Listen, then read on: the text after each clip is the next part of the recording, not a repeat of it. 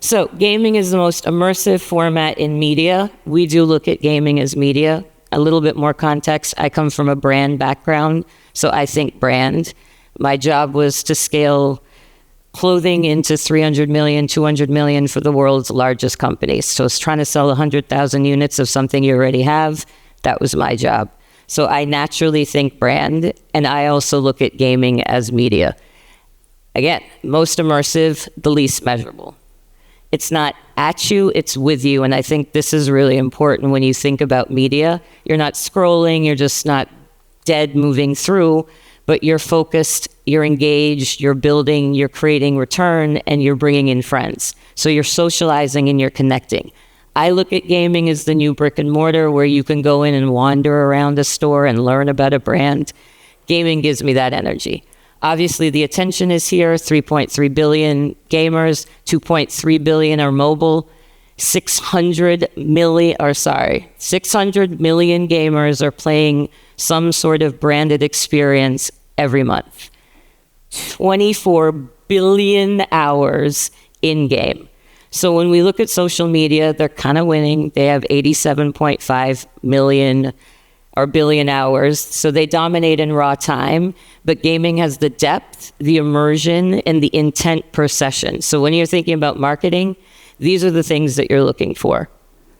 So $740 billion are spent in digital marketing every year. Anyone guess how much gaming gets? Anybody? 6 to 9%. It's also a ballpark number because gaming is not measurable, so we're not exactly sure. So a sad $40 million. That's kind of pathetic. Gaming is still seen as niche. Advertisers, a lot of brands still think it's some like young kid or some bro in the basement. It is not. The fastest growing gaming demographic is 50-year-old women. Mobile changed the game. Advertisers, I'm sure as everyone here knows, they're old. They don't want to change new habits. Ads are really easy. And gamers, in theory, resist traditional ads. So there is a lot of popping ads up in Roblox right now. It is not going great, but number one reason that no one looks at this as media, it is the hardest to measure. So these are the people getting all the money. Social is tracked, video is measured, search is optimized, but bye-bye cookies. How many see the cookie things now and reject all? I reject all. I'm also a man on Google. I get no ads. So I'm a 60-year-old man and I get nothing. It's beautiful. Gaming, no attribution. So social, they've got the little creepy crawlies. Video, obviously still important, but when we look at gaming, there is no attribution because 60% of marketers cannot measure ROI in games. So to be able to unlock those dollars, as Jay-Z said, men lie, women lie, numbers don't. And right now, this is our blind spot.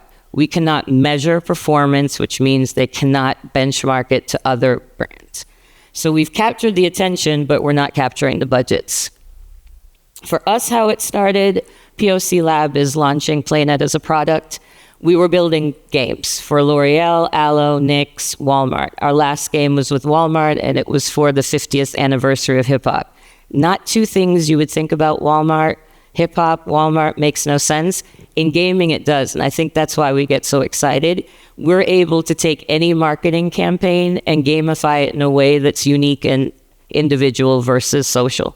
So we had 700 million media impressions, delivered reach. We were the #1 branded experience on the platform, engagement, visibility. But when the game was over, we had a lot of questions, mainly because you have to make these really intricate docs to share like how this was successful, and we didn't know shit. So millions of people can play your game. No one knows who they are.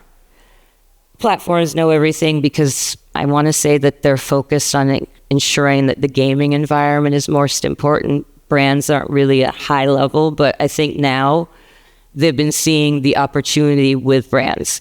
38% up from last year, branded experience within UGC platforms. And that's why we built PlayNet. At the end of the day, we're focused on finding out the why. PlayNet is basically a performance data layer that turns play into insights. We track, optimize, and reward. This is our bread and butter, which is basically our dashboard. We focus on measuring conversion, so quest correlation, loyalty, so that comes into rewards, redemption, repeat players. You're now able to compare campaigns cross games. Walmart is a great example, and why we originally kind of broke off into this idea. They have 3 different games on 3 different platforms.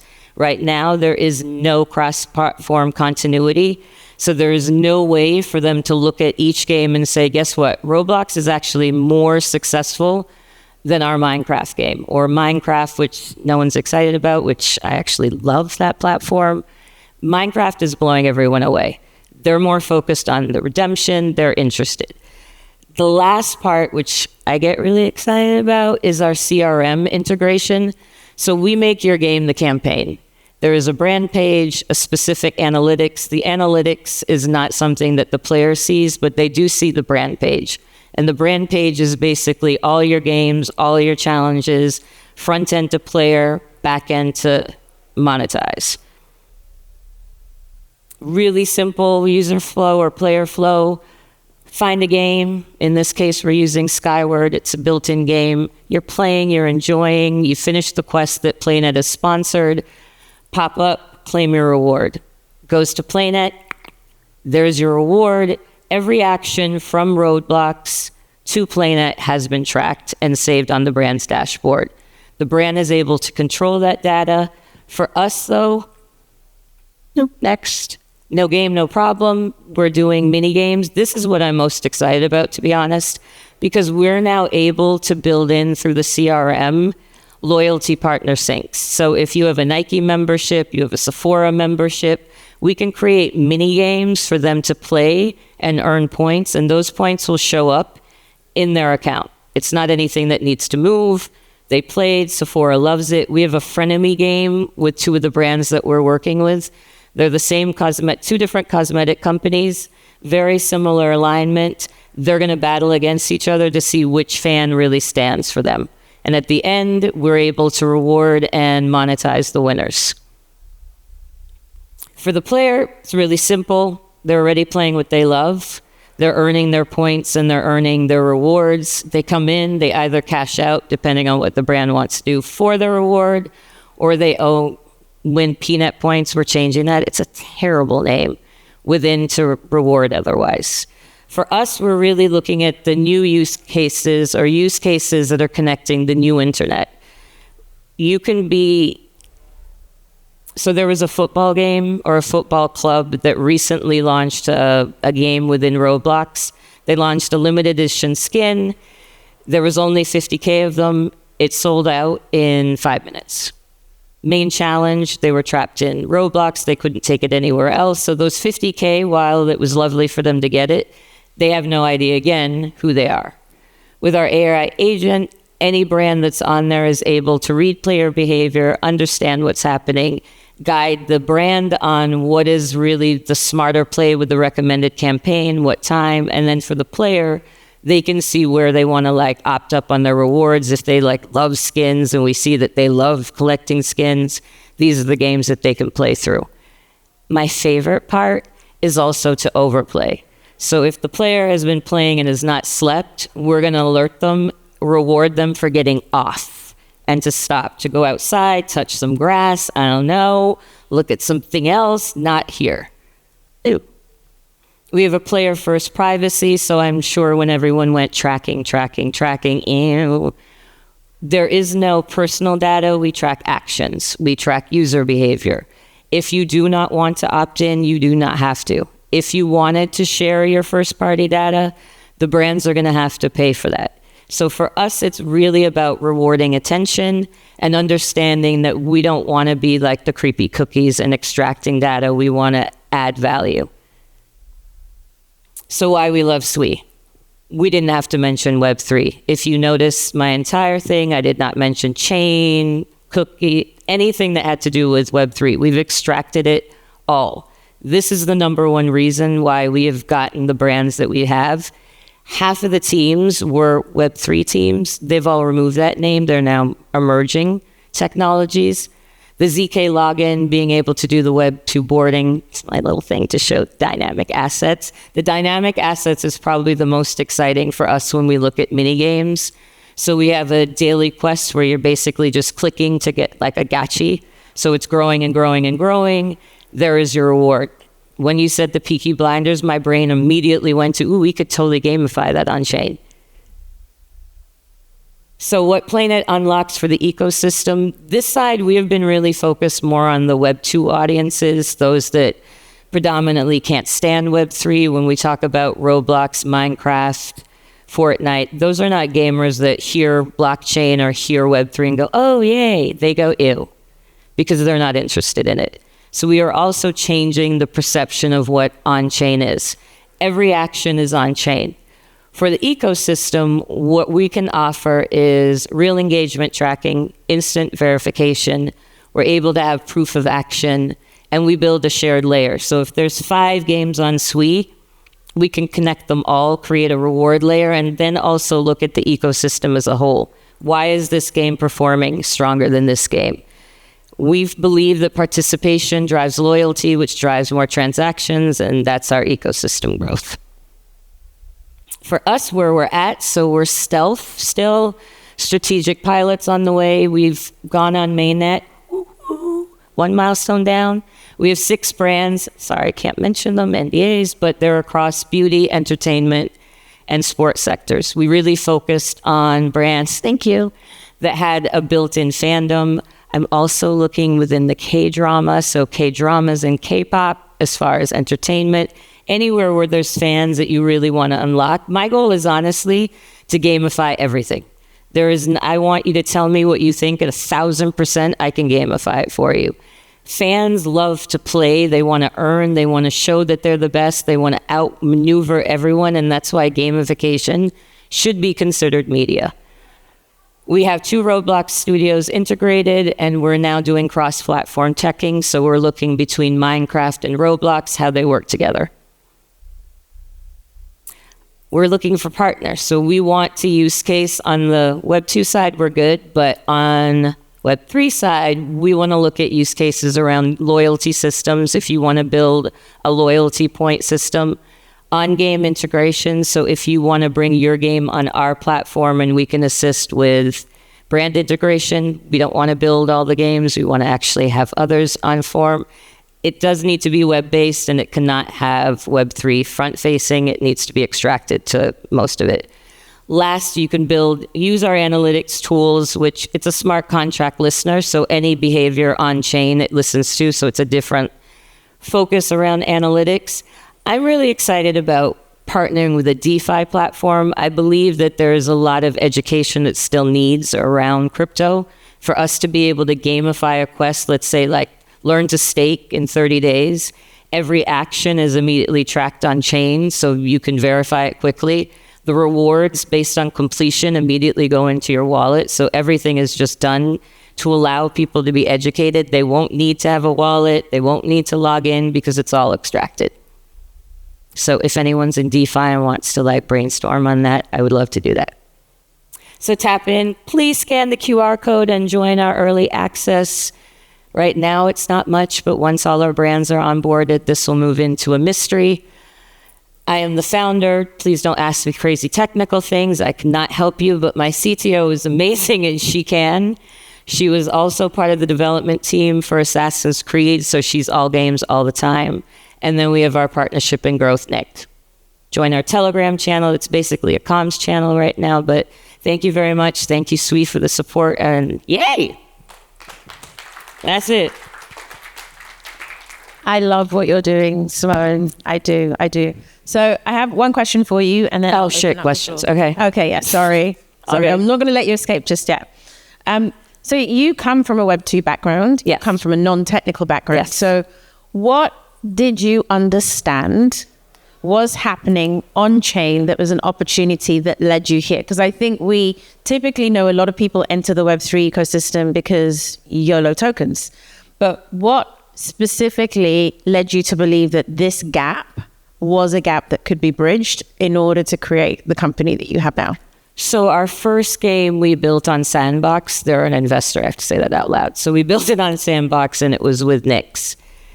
We were on the phone with Nick's management team trying to teach them how to open a wallet so that they could buy the avatars that were attached to it.